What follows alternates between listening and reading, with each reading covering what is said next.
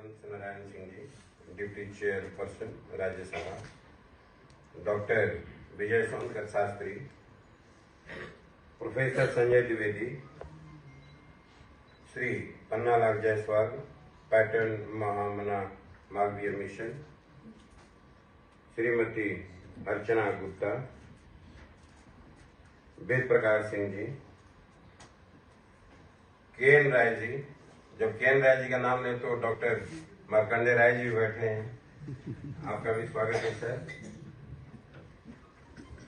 रोहित सिन्हा, मेरे कुछ और मित्र सामने नजर आ रहे हैं, mister Ashok Upadhyay senior journalist, Ajit Pathak और सभी सम्माननीय व्यक्ति।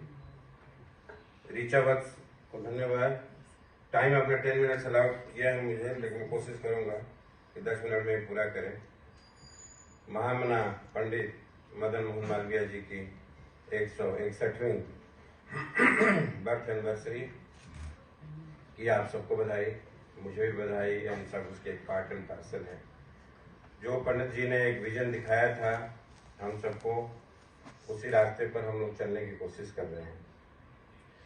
सबसे अच्छी बात क्या है कि मेरे सारे प्रयास के बावजूद, और इसके लिए तो मैं अपने गार्जियन को दोष नहीं दूंगा, मैं इतना सौभाग्यशाली नहीं था कि बीएचयू में मेरी पढ़ाई हो सके, लेकिन मैं बीएचयू से बहुत प्रेम और लगाव और वहाँ के बारे में जानने की कोशिश करता रहा। बचपन में दिल्ली यूनिवर्सिटी में ही आ गए यहाँ, तो यहीं से पढ़ाई लिखाई सारी पूरी हुई। लेकिन बार काउंसिल में करीब 20 साल से मैं वहाँ ऑफिस बेरर हूँ, और उसके नाते मुझे कई बार मौका मिला है कि जो बीएचयू के स्टूडेंट्स हैं उनसे इंटरेक्शन होने की। एक छोटी सी घटना आपको बता रहा हूँ, जो हमारे हरिशंकर जी बता रहे थे संस्कार के बारे में बीएचयू का। तो एक हरियाणा की स्टूडेंट, लॉ की स्टूडेंट, बीएचयू से लॉ करके दिल्ली बार काउंसिल में रजिस्ट्रेशन कराने आई, और मैं वहाँ रजिस्ट्रेशन में बैठा हुआ था। तो जो बीएचयू के बच्चे आते हैं, मैं अक्सर उनसे पूछता हूँ कि क्या भोजपुरी आती है आपको ठीक से। तो वो हरियाणा की लड़की थी, तो मैंने कहा कि तुम बीएचयू में पढ़ने गई, तो बीएचयू में क्या सीखा, भोजपुरी को समझ में आई वहाँ? तो बहुत ही उसने ऐसा जवाब दिया विच मेस्मराइज मी लिटरली। मैंने कहा tell me anything about Bhojpuri. मैं इंसिस्ट किया उसको, तो बोलती है सर गोड़ लगाता नहीं। तो शंकर जी को मैं बता रहा था कि संस्कार तो दिखता है दूर दूर तक। एक हरियाणा की बच्ची जब गोड़ लगाता नहीं बोल रही है जाकर के बनारस हिंदू यूनिवर्सिटी में जाकर के, तो इससे बड़ी बात क्या हो सकती है। और मेरा डिस्ट्रिक्ट भी एडजॉइनिंग डिस्ट्रिक्ट ही है। घर के और परिवार के लोगों ने पढ़ाई की थी वहाँ बीएचयू में, लेकिन मुझे मौका नहीं मिला। दूसरी बात आज जो हुई, हमारे के.एन. राय साहब कह रहे थे कि माय लॉर्ड करना हम लोग नहीं भूलते हैं आज तक। अंग्रेजों की बातें, अंग्रेजों का सरकार था यहाँ, और उन्होंने 200 साल रूल किया, तो उनमें जरूर कुछ अच्छाई रही होगी। सारी बातें ही गलत नहीं हो जाती। एक घटना बता रहा हूँ आपको, 30 हजारी कोर्ट में वहाँ के डिस्ट्रिक्ट जज, बहुत चर्चित जज थे, बाद में हाई कोर्ट भी एलिवेट हुए। तो एक दिन खड़े हुए और इमोशनल होकर के बोलने लगे कि हम लोग इतने साल में कोर्ट का रंग काला से हम लोग सफेद नहीं कर पाए, वकीलों का रंग हमने चेंज नहीं किया, वो यूनिफॉर्म्स का। तो जब मेरा नंबर आया तो मैंने कहा सर अंग्रेजों के सारे काम खराब नहीं थे, वो इंडिया के हिसाब से उनका रंग ठीक था, क्योंकि हम लोग यहाँ 6 महीना भी ड्राइवर्स नहीं कराएं तो काम चल जाता है हमारा। अगर यही कोट सफेद होता तो मुझे लगता है कि क्रीम कलर हो जाता है या ग्रे कलर हो जाता कुछ दिन में। और यहाँ की जैसी आर्थिक स्थिति थी उस हिसाब से हर चीज बुरी नहीं है। तो जो हम लोग माय लॉर्ड की बात है, तो मैं अभी भी किसी ग्रामीण क्षेत्र में जाता हूँ, जिला अदालतों में, तो वहां देखता हूँ वकीलों को। एक्चुअली होता क्या है कि जो जजेस होते हैं उनको हम लोग भगवान का एजेंट मानते हैं सीधा। जो भी न्याय करता है हमारे समाज में, मुझे लगता है कि ब्रिटिश सिस्टम से पहले भी रहा होगा, जो सरपंच रहे होंगे उनको माननीय, तो वहां ऐसे ऐसे वर्ड्स मिलते हैं जो हमने कभी सुना नहीं। हुजूर, जनाब, माननीय सरदार बहादुर, माई बाप, तो वो बात हमें वर्ड्स में नहीं जाना है, हमें इंटेंट में जाना है। हमें महसूस करना है कि हम आजाद हैं, चारों तरफ से आजाद हैं, जो न्याय करने वाला भी आजाद है, जो इसके लिए हम खड़े हैं वो भी आजाद है, जो हमारे सामने वाला वकील है वो भी आजाद है, और अपने देश में अपने ही न्याय करने वाले भी हम ही हैं।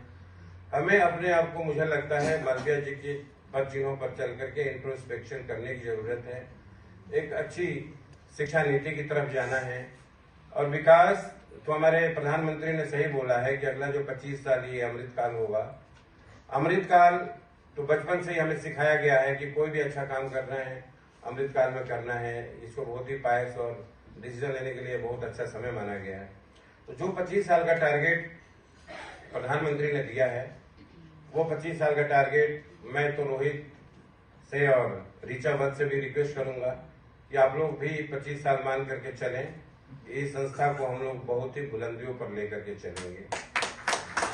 जो आपने शुरुआत किया है राजधानी में रोहित, ये बहुत ही काबिले तारीफ है, और साथ में ऋचा का सपोर्ट है तो फिर तो ये बहुत आगे तक जाएगा मामला। हमारे लिए सबसे जो गर्व की बात है, आज हमारे बीच में जो चीफ गेस्ट है हमारे डॉक्टर हरिवंश नारायण सिंह जी, मैंने उनको कई प्रोग्राम में सुना है। जब बोलते हैं तो उसके बाद कुछ बचता नहीं है। वो अच्छा हुआ रोहित ने हम सबको बुलवा लिया पहले ही। और सर, आप तो हमारा सौभाग्य है कि इतना बड़ा एजुकेशनिस्ट, इतना बड़ा साइंटिस्ट आपके अंदर मैंने देखा है कि जब भी जिस प्रोग्राम में गया हूँ और किसी भी सब्जेक्ट पर जब भी सेमिनार हुआ है, विषय आपके लिए कोई जरूरी नहीं, और आप ऐसा धारा प्रभाव बोलते हैं। आज हम सब, मुझे उम्मीद है कि धन्य धन्य होने वाले हैं।